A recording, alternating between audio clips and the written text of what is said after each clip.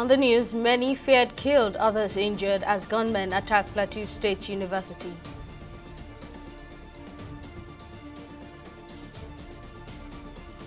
Army releases Delta monarch declared wanted over Okwoma killings.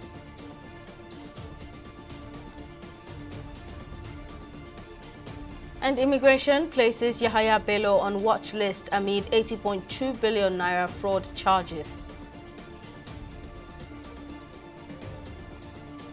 Thank you for joining us on News Now. I'm Sinsola Hadikun. Many people have been killed and others injured as gunmen attacked Plateau State University in the Bokos local government area on Friday. The Transition Committee chairman of Bokos, Monday Kasa, confirmed the incident, saying the gunmen launched the attack in Mandong, Butura, Chikam and other communities around the state university. All communities are in the Butura district of Bokos. Governor of Plateau State, Caleb Motfwang, has condemned the development and appealed for calm as security agencies are working to restore normalcy. He reassured citizens, particularly students of the government, unwavering commitment to safeguarding their lives and property and urging them to remain composed in the face of the tragedy as the government is determined to apprehend and prosecute those responsible for the heinous act. Meanwhile, about 20 people have been killed in a road accident in Imo State, southeast Nigeria. According to reports, the accident occurred on Friday morning along Owerri-Onitsha Expressway in Owerri, the state capital, when a luxurious bus conveying members of the Lord's Chosen Church collided with a tipper vehicle in the area. Members of the church were said to be visiting Owerri for a crusade built to hold within the weekend when the incident occurred. Amid the ongoing standoff between former Governor Yahaya Bello and the Economic and Financial Crimes Commission (EFCC) in connection to an alleged case of money laundering to the tune of 80 billion naira, the Nigerian Immigration Service has put the immediate past governor of Kogi State on its watch list to prevent him from leaving the country. This is as the Inspector General of Police, Olukayode Egbetokun, has also withdrawn all police officers attached to the embattled former governor of Kogi State. In a circular dated April 18, 2024 and signed by Assistant Comptroller of Immigration Dauda Umar for the Comptroller General Kemi Nandap, the NIS alerted the police and the Department of State Services DSS to effect the former governor's arrest. The EFCC had earlier, after a failed attempt to arrest the former governor on Wednesday, declared him wanted in connection to alleged money laundering. Reactions have begun to trail the standoff between the EFCC and immediate past governor of Kogi State, Yahaya Bello, with many describing the situation as a matter of grave concern. Speaking on TV360's flagship program, legal expert Monday Obani condemned the former governor's conduct of refusing to submit himself for questioning. He also says the incumbent governor, Usman Ododo, stands condemned for obstructing the arrest of Bello by the EFCC, which he says has statutory powers to invite any person of interest to interact with them in the course of their investigation into any matter, regardless of status. But whatever it is, many people are not feeling at ease, with his running away. And I'm sure that the government, the political party in which he served as a governor, has even issued a statement and said, please turn yourself in. You have the court, which we believe in, that will be able to exonerate you at the end of the day if you are not guilty. So by running away, you are giving a very wrong impression about your personality. The Attorney General of the Federation, who is highly respected, who we believe will always do the right thing, has even said, look, Mr. Yahaya Bello, turn yourself in. We believe in the judicial system that at the end of it all, if you are not guilty, you go scot-free. But you are running away is not giving a good impression about your personality and all that. So I don't know why he's doing this. But whatever it is, Yahaya Bello will one day be able to explain to the whole world why he did what he did. Why was he running away when he was wanted? In order to come and explain what the problems are, whether he has committed any crime. We have somebody like Fayoshe who turned himself, in voluntarily. There are so many people in this country that have done that. But we also have people who also, they have to break the ceiling and the houses and the doors before they were arrested and all that. We had that in Imo State and all that. But I don't think it's the best thing to do with security agencies anywhere. Whenever they come for you, try as much as possible to respect the law, turn yourself in, The highest that can happen is 1 or 2 or 3 days detention, and they release you. Even if they detain you more than 10 days, like I was detained, I didn't die there. It was the greatest school ever that I have been to. I mean, I'm talking about having a experience in the detention camp, in a detention center. It was a very good experience for everyone. And you cannot be great in this country. You can't be great in this world if you are not one way or the other detained, So he would have honored their invitation. He would have been there and explained the circumstance. Whatever amount of money they're alleging that you have stolen, it is for you to now say, no, I did not. And these are my records. That is where I think we should cooperate with the security agencies. And if you cooperate with them, they are very decent. There are a lot of them that are very decent. They will also reciprocate that decency and respect to you. But the moment you now want to show them that you know more than they are knowledgeable about, they also want to mess you up. That is actually what goes on with the security agencies. When you respect them, they will respect you. But when you don't respect them, they will also show you that they are empowered by the law to do what they are doing.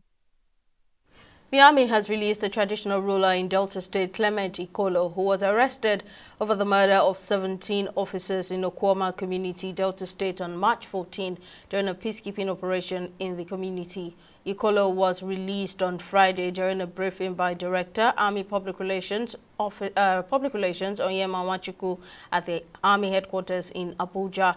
The Defense Headquarters had declared Ikolo among 8 persons wanted in connection to the murder. The monarch subsequently turned himself in after releasing a statement to plead his innocence. Nigerian military has warned Yoruba Nation agitators and other groups clamoring for secession from Nigeria that anyone who takes up arms against the country has crossed the red line and would be decisively dealt with. The Director, Defense Media Operations, Major General Edward Buba, issued the warning in Abuja during the weekly press briefing on military activities across the country. Buba described it as laughable, the recent upsurge in the agitation for the Yoruba Nation in the southwest, likening it to the activities of the indigenous people of Biafra in the southeast, which he declared was for self-aggrandizement. TV360's Oge Ukekwe has more on the story. Some agitators of the Yoruba Nation had on Saturday invaded the Oyo State Government Secretariat in Agodi, Ibadan, dressed in military camouflage, and attempted to take over the State House of Assembly by hosting their flags on the premises. They were, however, subdued by security operatives, and 29 of them taken before the Oyo State Magistrate Court, which ordered their remand in prison custody. The Yoruba Nation agitators, comprising 5 women and 24 men, were charged with 7 counts bordering on treasonable felony, membership of unlawful society, illegal possession of firearms, and conduct likely to cause the breach of peace. Speaking on the issue during a press briefing in Abuja, the Director of Defense Media Operations, Major General Edward, minced no word when he warned the military would not spare nothing in dealing with the groups that bear firearms against a constituted government.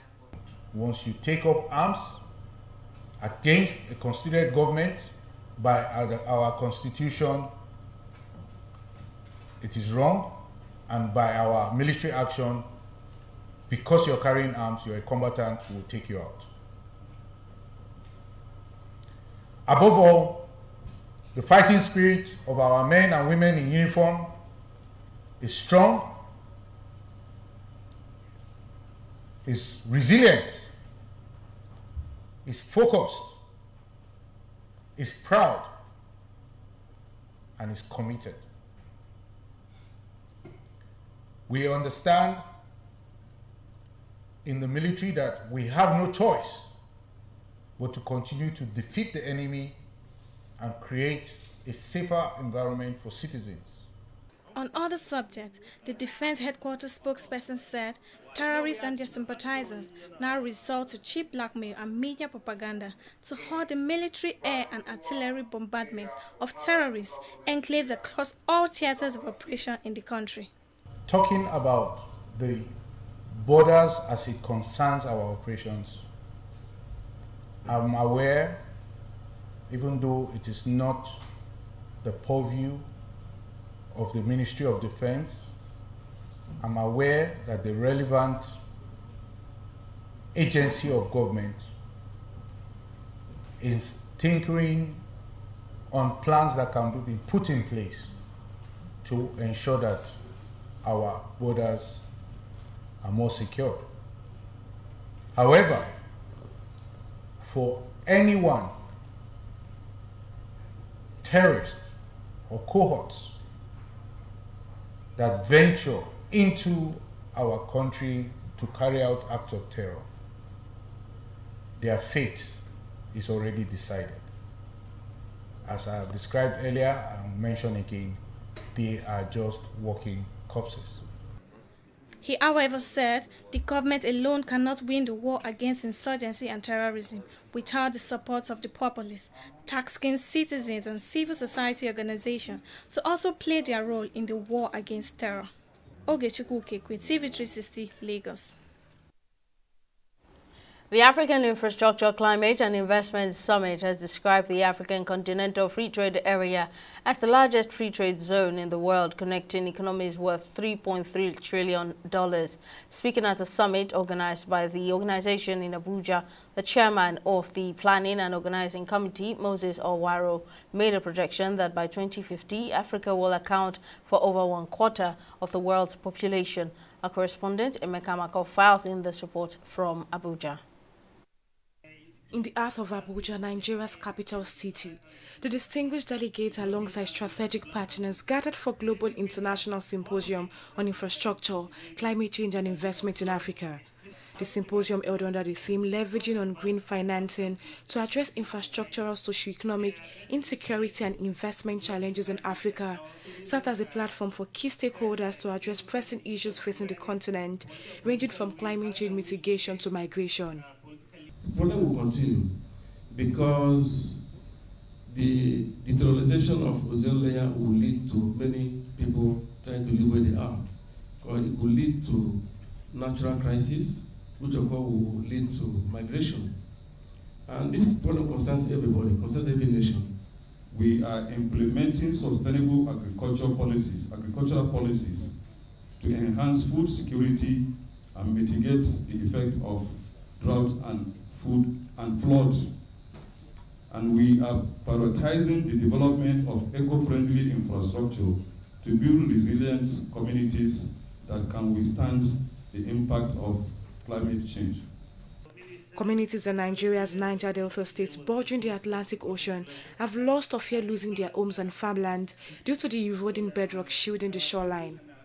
This ugly development, according to Moses Owaro, has necessitated this summit towards mitigating the threats. We want to contribute as a private sector-led program to partner with government under PPP partnership so that we can mobilize resources locally and internationally to support active, legitimate organizations, companies, SMEs that are ready to face the challenges of climate change and infrastructure development in Africa. Number one is to stop gas flaring, because gas flaring contributes heavily to the depletion of the ozone layer. So if we don't stop gas flaring, we are contributing heavily to the effect of climate change in this country. So there could be a policy. We've been talking about stopping gas flaring in 1970, 1980, 1990, the year 2000, and now we don't even know when. Climate change in Nigeria has led to seasons of drought and excess flood, which affected agricultural activities and caused a loss of shelter. However, the federal government says with the launch of a climate change policy, the human causes will be tackled in a multifaceted way. Then in the area of infrastructure, climate change can, as I said earlier, can affect infrastructural development. There are a lot of policies government put in place in order to tackle those menaces in the area of infrastructure. So indeed, the federal government is doing much to tackle this problem. The AFCTA state parties have accepted obligations in multilateral and African Union legal instruments dealing with sustainable development and climate change. Speakers at the event say implementation is essentially about the promotion of new measures and the efforts of the different state parties. We'll take a break here, but coming up, top 3 runners stripped of medals after investigation into Beijing half marathon. Stay with us for details. We'll return shortly.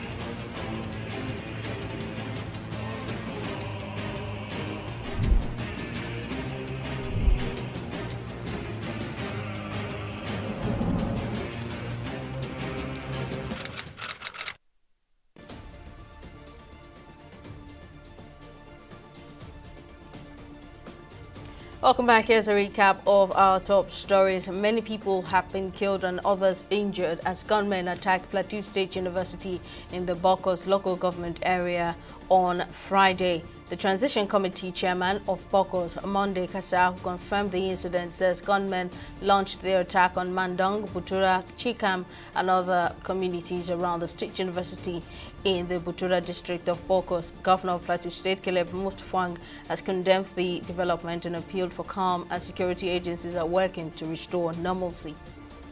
We also told you that amid the ongoing standoff between former Governor Yahaya Bello and the Economic and Financial Crimes Commission, EFCC, in connection to an alleged case of money laundering to the tune of 80 billion naira, the Nigerian Immigration Service has put the immediate past governor on its watch list to prevent him from leaving the country. In a circular dated April 18, 2024 and signed by Assistant Comptroller of Immigration Dauda Umar for the Comptroller General Kemi Nandap, the NIS alerted the police and the Department of State Services DSS to effect the former governor's arrest.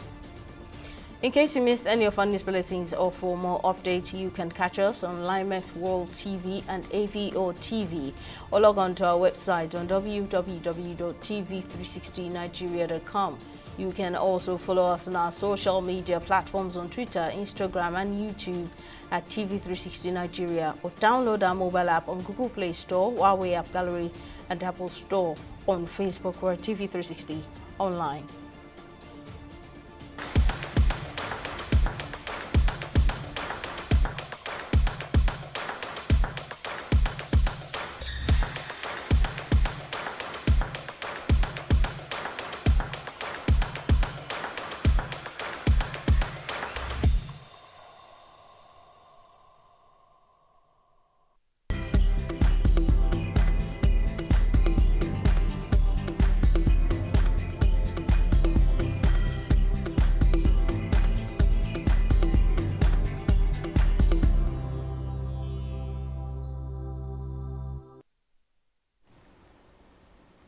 For more stories in business, let's join Opeyemi Owosheni, who's on standby. Over to you, Opeyemi. What's the latest? Thank you, Simisola. Well, the Nigerian Customs Service has reduced the exchange rate for import duties collection from 1,238 naira to the dollar to 1,147 naira per dollar. This represents a decline of 91 naira since the last reduction on April 10, 2024. The Nigerian Customs Service through the CBN has consistently fixed the exchange rate to reflect the official market rate on the NAFEM window, hence the regular changes in rate. Speaking on the development, Adewale Adeni, the Comptroller General of the Nigerian Customs Service, says the country is making progress with consultations on the reopening of the borders with Niger Republic and Benin Republic. Still on business, NASCON Allied Industries, the PLC, has announced its proposed merger with Dangote Sugar and Refinery has been suspended. In a statement published on Friday via the Nigerian Exchange Limited and signed by NASCON Secretary Adebayo Samuel, the merger was not completed due to the current non-operational status of Dangote Rice Limited. The proposed merger was to be executed as an internal restructuring through a scheme of merger and subject to agreement on terms and conditions by all involved parties. Dangote Sugar had said the merger would consolidate and strengthen the group's market position and reposition it to take advantage of future opportunities in the food industry. We'll go on a short break and be back with Stock Market Report.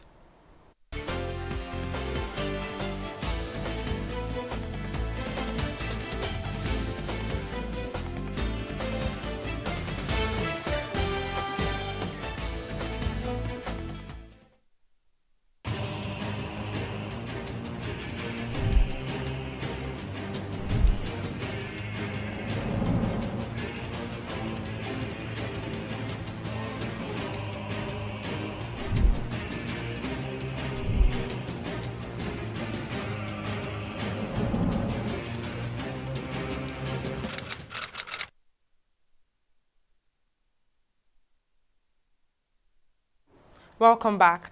Nigeria's equities market maintained a southward movement on the last weekday of trading, decreasing further by 0.31%, with the market capitalization at 56.3 trillion naira. Now, the market breadth also ended on a negative note as 14 stocks advanced and 20 stocks declined. Now, Unity Bank led the laggard with an end-of-day price depreciation of 10% at 1 naira 62 kobo per share, followed closely by FBN Holdings, which closed at 24 naira 30 kobo per share. Now, at the end of the last weekday of trading on the Nigerian Stock Exchange, a total of 257 million volumes of shares were exchanged in 7,168 deals, corresponding to a market value of over 5 billion.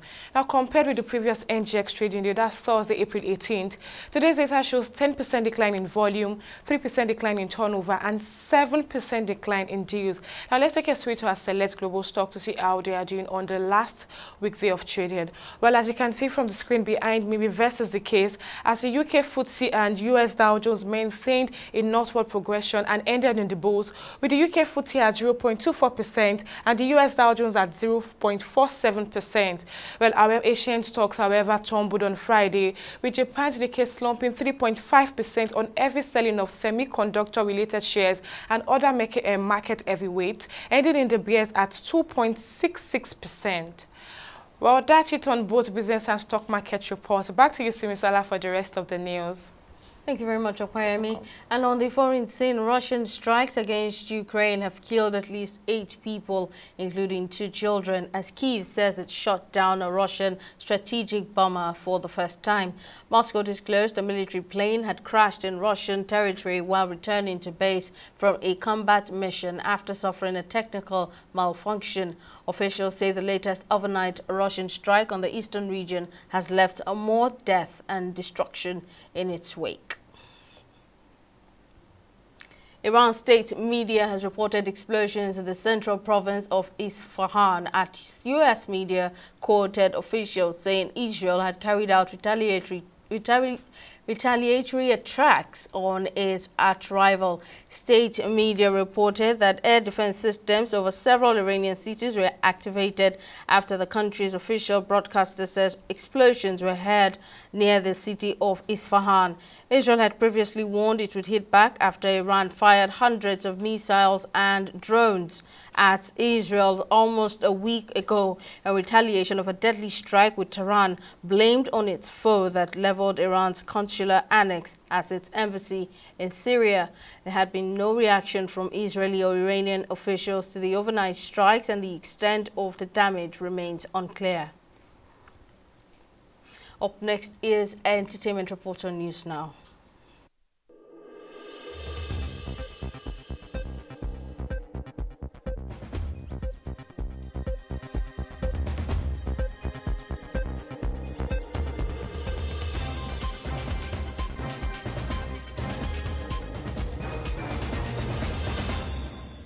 Grammy-nominated singer Davido has become the 3rd Nigerian artist to sell out the famous Madison Square Garden. As part of the stops for his ongoing Timeless tour, the Afrobeat superstar dazzled fans with an electrifying performance in MSG on April 17, 2024.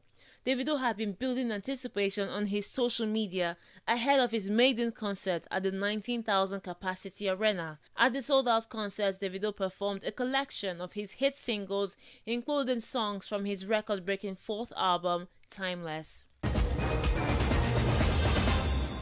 The dream collaboration of Nigerian singer Ayra Starr may soon become a reality, as her idol Rihanna has expressed her desire to work with her. Ayra Starr has been very vocal about her desire to work with Rihanna, whom she described as her role model. But at Rihanna's recent Fenty event, it was the Barbadian billionaire singer who first mentioned to Ayra Starr her intention to work with her. The duo were caught on tape chatting on the black carpet, and Rihanna told Ayra Starr that her cousin in Barbados introduced Ayra Starr's music to her after the Nigerian singer announced that the Caribbean island was her favorite place in the world. And that's it on entertainment news on News Now. Joy Ochejim, TV 360, Lagos.